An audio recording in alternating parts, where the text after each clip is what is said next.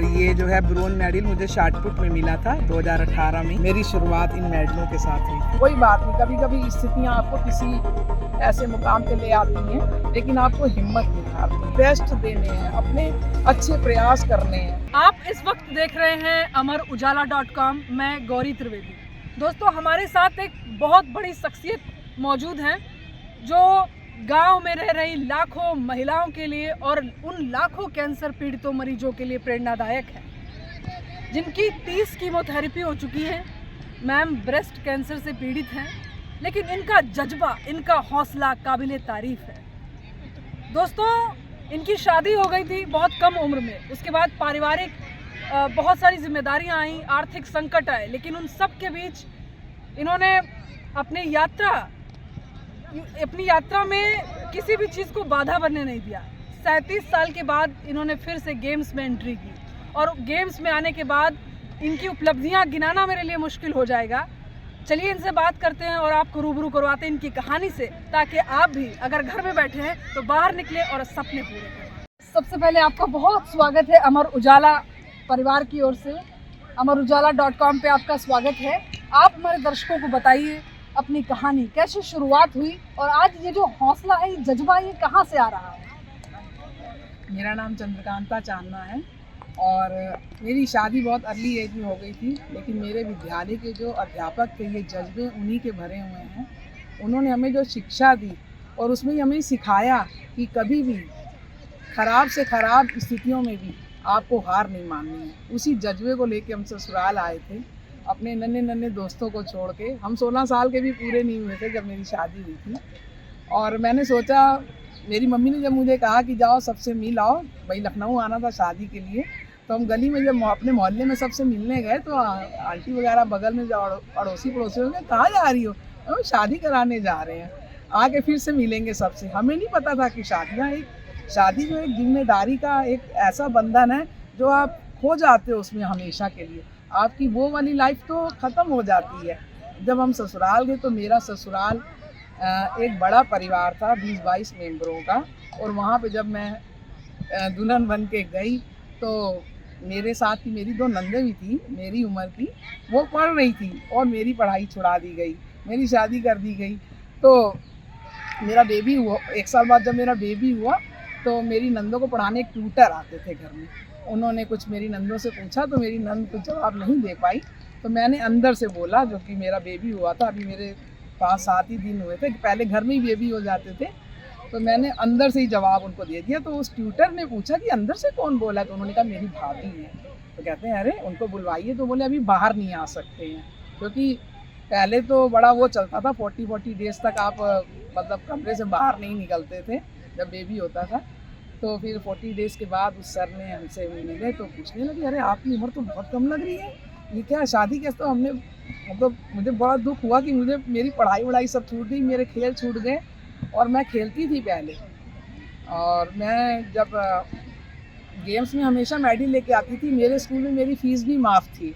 अपने स्कूल के एक प्रतिभाशाली खिलाड़ी थे, हम हर चीज़, हर एक्टिविटी में हिस्सा लेते थे। जब मेरी नंदों के ट्यूटर ने मुझसे जब पूछा तो मैंने उनको बताया, वो कहते हैं अरे नहीं, पढ़ाई नहीं छोड़नी। उन्होंने मुझे इंटर का फॉर्म भरवाया प्राइवेट। मैंने इंटर का फॉर्म भरा, उसमें मैं 2nd डिवीज़न पास हुई। तो फिर बस मैंने पढ़ाई अपनी चालू रखी, BA किया, MA किया, अपना स्कूल भी खोला। इस बीच मेरे मम्मी पापा भी गुजर गए एक साथ, तो मेरे छोटे छोटे 3 भाई थे, मैं उनको लेके ससुराल ले आई और उनको पाला पोसा, उनकी शादियाँ की। और ऐसे ही ज़िंदगी के मेरे अपने भी 2 बच्चे हो गए, एक बेटा तो पहले से ही और बेटी बाद में हुई 3-4 साल के बाद। तो पता नहीं समय कैसे कट गया, कुछ पता ही नहीं चला। 37 साल के बाद शादी के एक दिन ऐसे ही हम घर में खाना बना रहे थे, तो एक अखबार में खाना लपेट रहे थे नौकरों का। हमारी दुकान पे नौकर काम करते हैं, मेरे हस्बैंड का फ्रूट और जूस का काम था, तो मैं उनके अपने नौकरों के लिए रोटी लपेटी। उसमें लिखा था कि KD सिंह बाबू स्टेडियम में महिला और पुरुष का गेम होने जा रहा है, एथलेटिक गेम। तो हम उसमें एक नंबर था मिस्टर BR वरुण का। मैं उनका नाम इसलिए लूँगी क्योंकि उन्होंने मुझे जो प्रोत्साहन दिया और जो मुझे आगे के लिए मेरे रास्ते खोले, अगर वो ना मुझे मिलते तो शायद मैं आज यहाँ तक ना होती। तो मैंने फ़ोन किया, मैंने कहा सर मैं ना गेम खेलना चाहती हूँ, लेकिन मेरी उम्र बहुत ज़्यादा हो गई, मैं 52 साल की हो गई हूँ। तो सर बोले कोई बात नहीं, यहाँ पे मास्टर गेम्स भी होते हैं। तो हमने कहा सर मैं नानी भी बन चुकी हूँ, दादी भी बन चुकी हूँ, मैं तब भी खेल सकती हूँ? कहते हैं हाँ तब भी खेल सकते हो। तो मेरे अंदर से एकदम पता नहीं खून जैसे हिलोरे मारने लगा, जैसे मुझे सब कुछ वो लगने लगा कि अब मैं अपना जीवन फिर से जी लूँ वो वाला, क्योंकि मैं फ्री तो हो ही चुकी थी, मेरे बच्चे भी ब्याहे गए, मेरे नाती पोते हो गए, मैं बिल्कुल फ्री हो गई थी। तो फिर मैं स्टेडियम गई, केडी सिंह स्टेडियम में गेम खेलने के लिए। तो वहाँ देखा सारे बच्चे ही आए हुए थे, कोई महिला पुरुष आया ही नहीं हुआ था। हमने कहा सर आप तो कह रहे थे महिला पुरुष, कहते नहीं मैंने आपको बुलाया इसलिए ही था क्योंकि आप आएँ और देखें, और आपको जहाँ आप रहते हो वहीं के स्टेडियम में आप जाके प्रैक्टिस स्टार्ट करें अगर आप खेलते हो। तो उन्होंने भी वहाँ मुझे थ्रो वो करवाए, उनको लगा कि हम खेल सकते हैं, तो उन्होंने मुझे यहाँ मिला। यहाँ मुझे मिले राधे श्याम सर, उन्होंने मुझे कहा कि जाइए 2 चक्कर लगा के आइए पहले स्टेडियम में। सलवार कुर्ता पहना हुआ था हमने, और स्टेडियम में चूँकि किट पहन के आनी होती है, तो लेकिन मैं ऐसे ही बदवास ही चली आई बाबरी सी, कि मेरा शायद मुझे लगा कि मतलब लगा भगवान कहीं आसपास ही है जो उन्होंने मुझे फिर से मौका दे दिया। मैंने साक्षात उनको जैसे देखा उस समय, विश्वास नहीं हुआ कि ऐसे छीनी हुई चीज़ें कैसे ज़िंदगी में वापस मिलती हैं। तो उन्होंने राधे श्याम सर ने मुझे बोला कि जाइए 2 चक्कर लगा के आइए, और 8-10 साल के बच्चे यहाँ पे मई जून का महीना था, मैं उन्हीं के साथ चक्कर लगाने गई। जब चक्कर लगा के 2 आई तो मेरी आंखों में झरझर आंसू बह रहे थे कि मतलब ये क्या हो क्या रहा मेरे साथ। I can't believe it. आज भी मुझे याद आता है तो मुझे इतना पेन होता है उस सफ़र का, बता नहीं सकती। लेकिन मैं किसी को हतोत्साहित नहीं करना चाहती हूँ, कोई बात नहीं, कभी कभी स्थितियाँ आपको किसी ऐसे मुकाम पे ले आती हैं, लेकिन आपको हिम्मत नहीं हारनी है, अपने काम करने हैं, अपने बेस्ट देने हैं, अपने अच्छे प्रयास करने हैं। अगर आप एक अच्छे इंसान होते हो और आप अच्छी तरफ जाते हो तो गॉड आपकी मदद करते हो, खुद आके खड़े होते हैं, आपके रास्ते खोलते हैं। उस दिन हमने यही देखा, सर ने कहा कि आप फेंक के दिखाइए, देखें आप क्या कर सकते हो। तो जैसे ही हमने डिस्कस फेंका अपना, सर एकदम भौचक्के रह गए, राधे श्याम सर। उन्होंने कहा कि अरे आपका तो मेडल, आप कहाँ थी इतने सालों के बाद? आप अगर लखनऊ में 37-38 साल से रह रहे हो तो आप आई क्यों नहीं मैदान में? हमने कहा सर हमें पता ही नहीं था, हम तो सोचते थे कि हम बहुत बड़े हो गए, मेरी शादी होगी, मेरा सब कुछ ख़त्म हो गया। लेकिन सर ने भी मुझे बहुत प्रोत्साहित किया, बोले नहीं, वो जो भी स्टेडियम में आता था सर मुझे मिलाने के लिए लेके आते थे कि ये देखिए, ये अगर समय से आई होती तो आज ये एसपी डीएसपी होती। सर राधे श्याम ने बोला ऐसा, मुझे भी बड़ी हिम्मत मिली। और हमने फेडरेशन में मास्टर गेम्स में पहली बार जब गेम्स खेलने गए तो हम खाली हाथ में लौटे। हमें गोल्ड भी मिला, सिल्वर भी मिला, ब्रोंज भी मिला। 100 मीटर रनिंग की थी, इसमें गोल्ड मिला, और सिल्वर हैमर में मिला, और ब्रोंज शॉटपुट में मिला। बस उसके बाद फिर मुझे जुनून आ गया अपने गेम्स का, कि मुझे लगा कि गॉड कहीं आसपास ही है, कुछ नहीं, कुछ भी नहीं बिगड़ा। हम कभी महसूस ही नहीं होता कि मैं 60 साल की अब होने वाली, मुझे लगता है मैं वही हूँ जो मैं अपने घर से चली थी, मम्मी ने मुझे विदा किया था, मुझे वही लगता है अब। और हमें गेम्स खेलना बहुत ही अच्छा लगता है, ये मेरा जुनून बन चुका है। हम सुबह शाम प्रैक्टिस में आने लगे, और हमने उसके बाद 2018 की बात आई है, और मैं तब से गेम खेलती चली आ रही हूँ। बीच में कोरोना की वजह से 2 साल गेम नहीं हुए हैं। और मेरे हस्बैंड भी बहुत खुश होते थे जब मैं मेडल लेके आती थी, तो वो स्टेशन पे ढोल नगाड़ों के साथ जाते थे, माला वाला पहना के मुझे लाते थे। और राधे श्याम सर ने भी यहाँ मेरा बहुत सम्मान करवाया जगह जगह, तो हमें बहुत अच्छा लगा। हमें भगवान से कोई शिकायत नहीं रही, मेरी पढ़ाई भी पूरी हुई, मुझे गेम भी खेलने को मिल गया, और भगवान ने मुझे वो ताकत भी दी जो मैं गेम खेल पा रही हूँ। और अब 3 साल से मुझे कैंसर हो गया है, इससे पहले मेरे हस्बैंड भी गुजर गए 2019 में। उनको किडनी ख़राब हो गई थी और प्रोस्टेट कैंसर भी हो गया था, और उनके जाने के 1.5-2 साल के बाद मुझे भी कैंसर हो गया।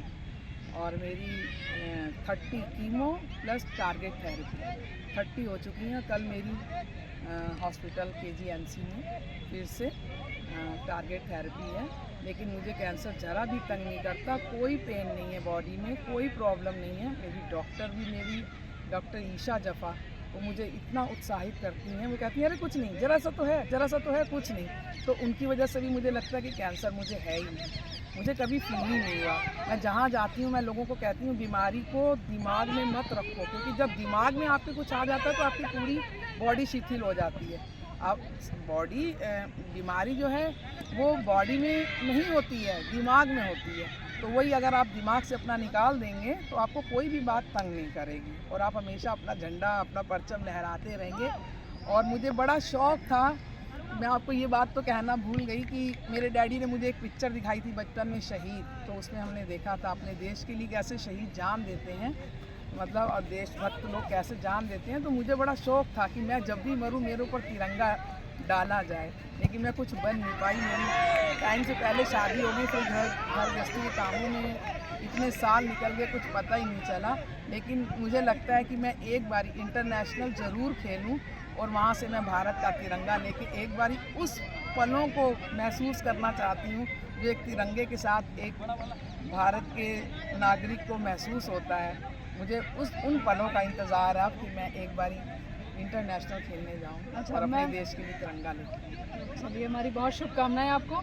एक सवाल मेरा ये कि उन लाखों महिलाओं के लिए क्या कहना चाहेंगी, उन मरीजों के लिए क्या कहना चाहेंगी जिनके जीवन में ये छोटे छोटे भी छोटी छोटी बाधाएं आ जाती हैं, छोटे छोटे कारण हो जाते हैं, छोटी छोटी रुकावटें होती हैं, तो उनसे वो जूझ करके ऊपर कैसे निकले, उनको क्या कहना चाहिए? देखिए, हम लोग को बनाने वाला गॉड है, ईश्वर ने हम लोग को बनाया और आप अपने प्रयासों से ये सारी दुनिया को जता दो कि हम लोग ईश्वर की क्रिएटिविटी है। आपको कभी लगेगा ही नहीं, जिनके पिता इतने शक्तिशाली महान हैं, ये सारी संसार की रचना उन्होंने की, सारी सृष्टि उन्होंने बनाई, वो इतना चला रहे हैं उसको, तो हम कौन है? हम उसी ऊर्जा से भर जाएंगे। अगर आप अपने अंदर किसी बीमारी को महसूस करते हैं तो आप उस अपने परम पिता परमेश्वर को याद रखिए जिन्होंने हमको बनाया है, तो आप वाकई ऊर्जा से भर जाएंगे कि जैसे पत्ते गिर जाते हैं पेड़ तब भी हरा भरा रहता है। तो हमेशा इन्हीं चीज़ों को सोच के चलिए कि हमें ईश्वर को अपने चेहरे से, अपने कामों से और अपनी ऊर्जा से उनको दर्शाना है कि गॉड हम तुम्हारा ही हिस्सा हैं, तुमने जो करना है वो तो करना ही है, लेकिन हमने भी हार नहीं माननी क्योंकि तुम हमारे परम पिता परमेश्वर हो। और मैं ये भी चाहती हूँ कि आज के टाइम में जितनी भी महिलाएं अगर वो बीमार है तो प्लीज़ वो हार ना माने, एक्सरसाइज, योगा, और अगर वो चाहें तो वो खेल भी सकती हैं। कोई उम्र ख़त्म नहीं हुई है किसी की भी। जहाँ हम खेलने जाते हैं वहाँ 100-100 साल के, 90-90 साल की महिलाएं भी आती हैं खेलने के लिए। उनके जज्बे को देख के मैं उनको सैल्यूट करती हूँ। इतना रिस्पेक्ट आता है मन में कि किस भावना से आदमी मैदान में आता है। तो प्लीज़ आप भी अपनी बीमारियों को हौवा ना बनाइए, दिमाग में हावी ना होने दीजिए, अपना बेस्ट दीजिए, अपने ऊर्जा से भरे रहिए, हमेशा अच्छी बातें, अच्छे लोगों के संपर्क में रहिए। जी, आप कभी हतोत्साहित होती हैं और डेली रूटीन की बात करें मैं, तो क्या करते हैं? बस हम भगवान को याद करते हैं, हम सोचते तुम ही मेरे पिता हो। जब तुमने कभी हार नहीं मानी ज़िंदगी में, हमेशा अपना सूरज भी समय से आ जाते हैं, चंद्रमा भी आ जाते हैं, बारिश भी आती, सब कुछ होता है, तो मैं आप ही की बेटी हूँ। बस अपना हाथ मेरे ऊपर रखना, मैं भी कभी हार नहीं मानने वाली, मैं सब काम समय पे ही करूँगी। उपलब्धियों की बात करें तो अभी वर्तमान में आपके पास टोटल कितना गोल्ड या? हाँ जी, हम मेडल लेके आए हुए हैं। मेरे पास 17 गोल्ड मेडल हैं, उसमें स्टेट और नेशनल दोनों के हैं, और 6 या 7 सिल्वर हैं और 6 ही ब्रोंज हैं। मैं लेके आई हूँ मेडल, अगर आप जी जी जी जी, मैं बिल्कुल अभी फ़ोटोज़ आपकी क्लिक करूँगी और उन्हें ही थंबनेल बनाऊँगी। मैम, आपका बहुत बहुत शुक्रिया।